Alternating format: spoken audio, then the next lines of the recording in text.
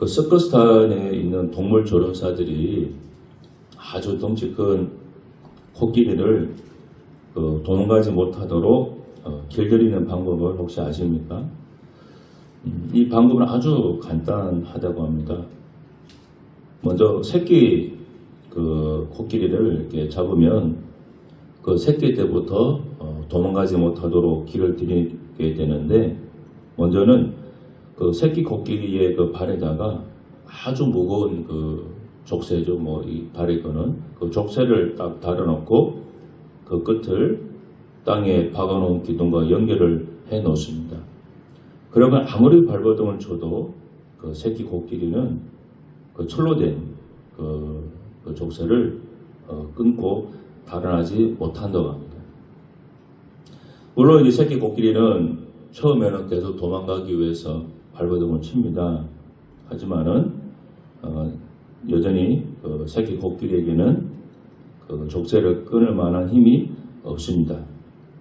그러다가 이 새끼 코끼리가 자기 발에 묶인 족쇄를 절대로 끊을 수 없다는 사실을 이제 받아들이게 되는 순간이 옵니다. 그리고 나면은 키가 3-4m가 넘는 그의 몸무게 4톤이 넘는 어른 코끼리가 된 후에도 여전히 자신의 발에 묶인 쇠사슬을 절대로 끊을 수 없다고 믿는다고 합니다. 그래서 조련사들이 아주 큰 그 코끼리의 그 발에다가 아주 얇은 쇠사슬만 묶어 놓아도 코끼리는 절대로 도망을 가지 않는다고 합니다. 이렇게 코끼리를 길들인다고 합니다. 자, 이 이야기가 주는 교훈이 있습니다. 그 실패나 패배에 익숙해지는 것이 얼마나 무서운지를 말해줍니다. 우리 사람들은 살면서 실패나 패배를 다 경험하게 됩니다. 아무리 훌륭하고 똑똑한 사람이 할지라도 단 한 번의 실패, 실수 없이 이 인생을 살 수 없습니다. 그러나 그 실패 때문에 혹은 그 반복되는 어떤 실패 때문에 나는 안 되나 보다, 이런 식으로 우리의 생각이 굳어져 버리게 되면 그것은 굉장히 위험합니다. 좋지 않습니다. 실수하고 실패할 수 있지만 그것이 반복이 되어서 내 생각 속으로 딱 굳어져 버리는, 마치 코끼리처럼 그렇게 되는 것은 좋지가 않습니다. 요즘 저는 제 생각을 이렇게 바꾸려고 제 스스로의 계를 좀 쓰고 있습니다. 제가 좋아하는 성경 구절 같은 것들 여러 개 소리내서 또 반복하며 말하는 것을 하기도 하고, 또 말하다가 좀 힘들면은 생각만으로 또 생각 속에서 이렇게 자꾸 그 하나님 말씀이 실제로 이루어지는 것을 생각하려고 합니다. 그러니까 제가 이렇게 하는 이유는, 먼저는 일단 내가 생각에서부터라도 지지 말자 하는 그 마음 때문에 그렇습니다. 제가 우리가 이 예그린교회를 이제 시작한 지 꽤 됐지 않습니까? 2010년 8월에 이렇게 시작을 했으니까 벌써 15년, 16년이 됐습니다.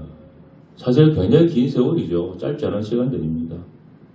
교회가 이 시간 동안 꾸준히 성장해서 어느 정도 규모가 있는 교회가 되었으면은 좋았겠지만은 사실 우리 현실은 그렇지 못합니다. 제 자신의 노력 부족도 분명히 있을 것이고, 또 변명이라고 한다면 또 우리가 알지 못하는 하나님의 계획도 있을 수 있겠죠. 여러 가지 모든 복합적 이유가 있다고 생각합니다. 근데 이 자궁계로 오래 있게 되면은 어느 순간 생각이 굳어지고 있는 것을 발견하게 됩니다. 예를 들면은 앞으로도 크게 달라지지 않을 것 같아. 앞으로는 잘 되겠냐. 이런 좀 부정적인 생각이 내 마음속에, 생각 속에 이 자리를 잡게 됩니다. 처음에는 그냥 스쳐 지나가고 잠깐 갔던 것들이 마치 새가 둥지를 들어서 자리를 딱 잡는 것처럼 앞으로라고 달라지겠는가, 앞으로라고 변화가 있겠는가, 이 부정적인 거, 안 되는 생각들이 어느 순간 내 생각, 마음속에, 머릿속에 뿌리를 내려서 자리를 딱 잡게 됩니다. 근데 제가 이걸 저만 그런 게 아니라 이제 저는 주변에 목사들을 많이 만나니까 저 비슷한 처지에 있는 목사님을 좀 만나 얘기 들어보면은 그런 생각이 굉장히 강해요. 뭐 이렇게 이 상태로 있다가 그냥 나이 되면 이제 은퇴하고 끝내자. 그런 식의 생각이 굉장히 많습니다. 그러니까 미래에 대해서 사실 희망적인 얘기를 잘 안 해요. 많은 분들이. 그게 생각이 그 속에 굳어져 버린 거예요. 안 된다고 하는 생각이 딱 굳어져 버린 거예요. 마치 새끼 코끼리처럼 딱 그래 돼버린 거예요. 눈앞에 현실은 달라진 게 없고 설령 미래에도 지금과 별반 차이가 없을 수 있다고 해도 설령 내 생각은 그렇게 되어서는 정말 안 되겠다. 그런 마음이 자꾸 들었습니다. 그래서 일단은 현실은 당장 바꾸기 어려우니까 일단 내 생각부터라도 어떻게든 간에 변화를 좀 시켜놓아야 되겠다. 그 마음을 들어서 좀 제 스스로 많이 이렇게 좀 노력을 하고 있는 편입니다. 2008년 중국 그 베이징 올림픽이 있었는데 그때 유도 금메달을 딴 선수 중에 최민호라고 하는 선수가 있습니다. 이 대회에서 최민호 선수는 예선부터 결승전까지 모두 한판승으로 승리를 거둬서 한판승의 사내로 그때 불렸습니다. 그런데 이 선수가 처음부터 이런 한판승의 사나이는 아니었습니다. 2003년에 우승을 한 번 했고 2006년에도 또 국제남자 유도 대회에서 1위를 했고 또 그 외에도 여러 우승을 거뒀어요. 그런데 2007년에 그 파리 오픈 유도 대회에서 동메달을 땄다 그래요. 그리고 그 다음부터 이제 대회에 나가면은 자꾸 3위만을 하게 되었습니다. 근데 최민호 선수가 이렇게 얘기했어요. 큰 대회에서 3번을 3등 했습니다. 그리고 작은 대회에서도 3등을 했고 처음 할 때는 그렇게 신경을 안 썼는데 3등을 몇 번 하다 보니까 계속 3등밖에 생각이 안 났습니다. 그렇게 얘기한 거죠. 처음에 3등 했을 때는 내가 뭔가 좀 잘 못해서 3등 했나 보다 이렇게 했는데 연극 몇 번을 3등 하다 보니까 이게 마치 다음부터 나는 3등밖에 못하는 그런 생각에 자꾸 자리를 잡은 거예요. 그 3등이 반복되다 보니까 시합에 딱 들어가면 제일 먼저 생각나는 게 3등이 딱 생각나는 거예요. 이번에도 3등하면 어떻게 하지? 이런 식의 생각이 난다는 거예요. 그래서 베이징 올림픽을 앞두고 이 최민호 선수에게 특별한 조치가 취해졌다 그래요. 그게 뭔가 하면은 바로 긍정 상상을 활용한 이미지 트레이닝을 했다고 합니다. 당시 최민호 선수의 이미지 트레이닝을 담당했던 신정택 박사는 최민호 선수가 부정적인 심상을, 그러니까 부정적인 생각을 먼저 떠올리는 편이었다고 얘기했습니다. 그래서 그에게 긍정적인 상상을 반복해야 할 것을 주문했습니다. 그 결과 최민호 선수는 상등 징크스를 떨쳐버리고 베이징 올림픽에서 금메달을 따게 되었습니다. 이게 제가 이번 설교 준비하면서 실제로 글을 읽었습니다. 비록 상상 소비지만은 성공을 상상을 반복하게 됨으로써 결국에는 우승을 거머쥐게 되는데 큰 도움을 준 겁니다. 물론 이미지 트레이닝만 하고 아무리 연습하고 훈련 안 한 건 아니죠. 그거 할 수 있는 노력과 최선을 다 하고 나서 그에게 부정적인 생각을 몰아내기 위해서 어떤 긍정적인 이미지 트레이닝을 같이 한 거예요. 그래서 올림픽에서 금메달을 딴 겁니다. 여러분, 부정적인 경험이 쌓이게 되면 학습이 됩니다. 그래서 무기력해지고 시작하기 또 전부터 부정적인 것을 생각하게 됩니다. 생각이란 마음도 마찬가지예요. 부정적인 생각들, 안 된다는 생각이 쌓이면은 그것이 내 마음의 것에 물듭니다. 부정적인 마음이 돼버립니다. 여러분 그러면 어떻게 될까요? 근데 입 밖으로 부정적인 말들이 쉽게 나옵니다. 나 이 얘기를 안 해야지 하면서도 얘기하다 보면은 나도 모르게 그 얘기가 쉽게 나와요, 입으로. 예수님께서 말씀해 주셨죠. 마음에 가득한 것을 입으로 말합니다. 사람은 마음에 가득 찬 것을 입으로 말하는 법입니다. 이런 글을 읽어왔습니다. 그릇은 무엇을 담느냐에 따라 그 가치가 결정됩니다. 오물을 담는 그릇은 아무런 가치를 지니지 못합니다. 황금을 담은 그릇의 가치는 매우 높습니다. 마찬가지로 인간은 모두가 기억이라는 그릇을 가지고 있습니다. 사람은 그릇이다. 이 그릇에 채워놓는 그것이 우리의 밖으로 흘러나오게 되죠. 그래서 예수님께서는 마음에 무엇을 담느냐 이것이 중요하다고 거듭 말씀하신 겁니다.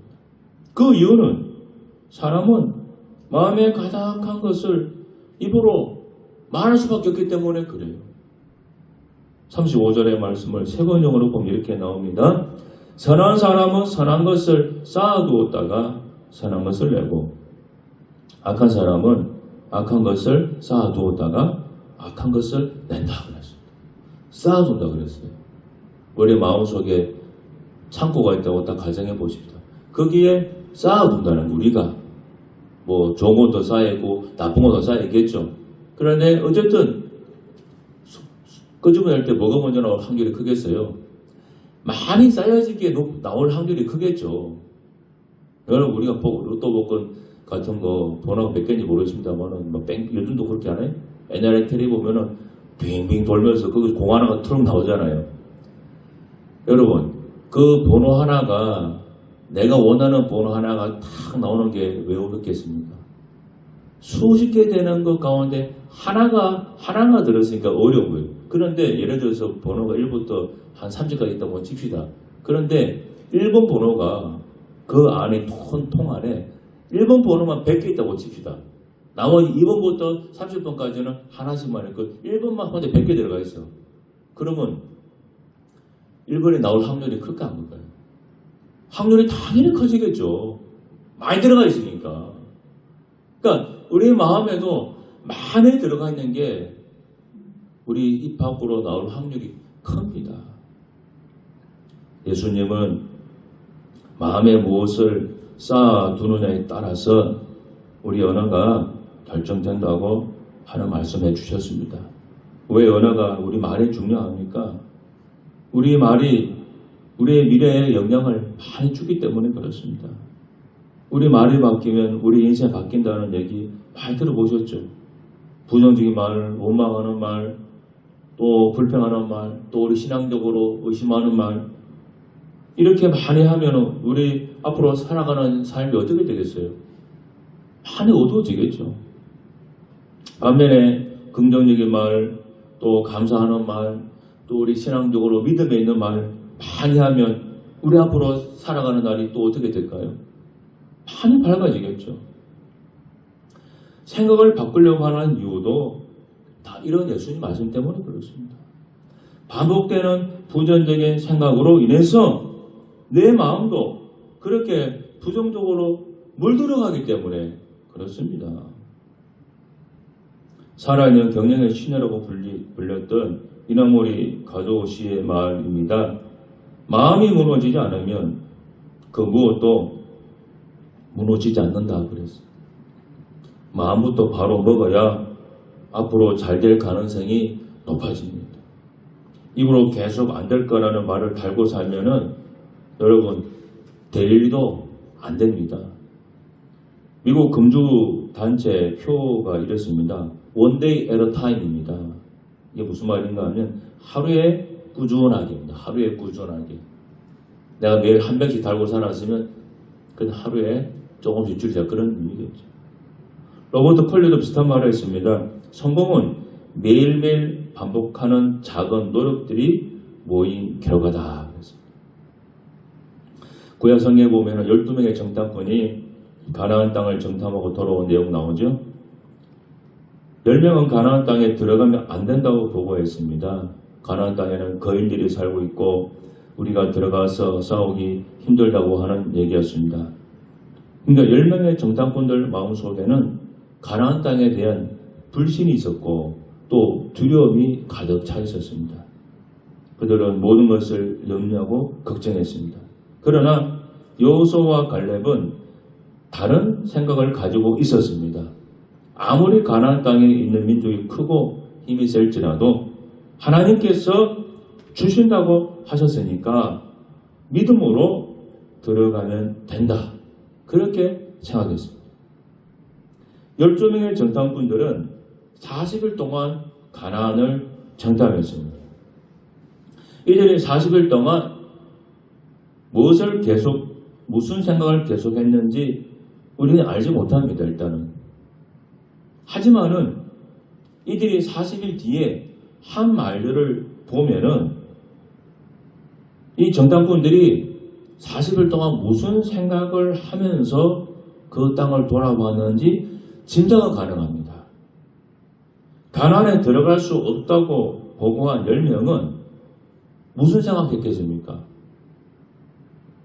좋은 생각은 안 했을 겁니다. 예수님 말씀하셨잖아요. 마음에 쌓아놓은 그것이 우리 밖으로 나온다 그랬잖아요. 그러니까 10명이 보고할 때 그들 입에서 나온 걸 보면은 진짜 가능합니다. 좋은 얘기 나왔습니다. 부정적인 얘기, 안 된다는 얘기, 우린 뭐 큰일 난다는 얘기, 죽는다는 얘기, 전부 다 그 얘기만 나왔어요. 그러면 그들 마음속에 그것이 들어있었다는 소리예요. 40일 동안 가나안을 확 돌아보면서 계속 그들 생각 속에는 이거 되겠나 이거. 우리가 나중에 이 가나안에 진입할 들어올 때 이거 싸워서 이길 수 있겠는가?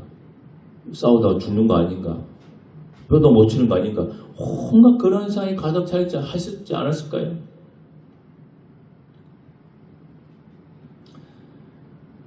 그래서 반복해서 하는 생각들이 무서운 겁니다. 우리 눈앞에 있는 현실을 사실 우리가 당장 바꾸는 거는 일단 쉽지 않습니다.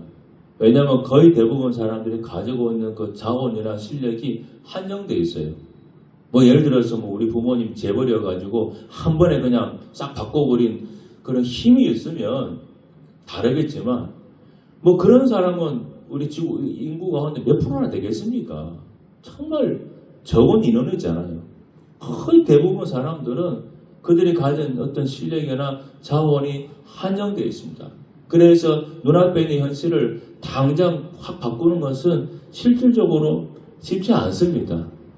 그리고 뭔가를 바꾸기 위해서 변화를 주기 위해서는 정말로 오랜 시간 필요하고 많은 노력이 필요합니다. 그런데 우리에게는 무엇이 있습니까? 신앙이 있잖아요. 믿음이 있잖아요.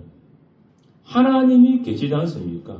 다른 사람에게는 없는 자원이 하나도 있습니다. 우리에게는 하나님이라고 하는 그 분이 계세요.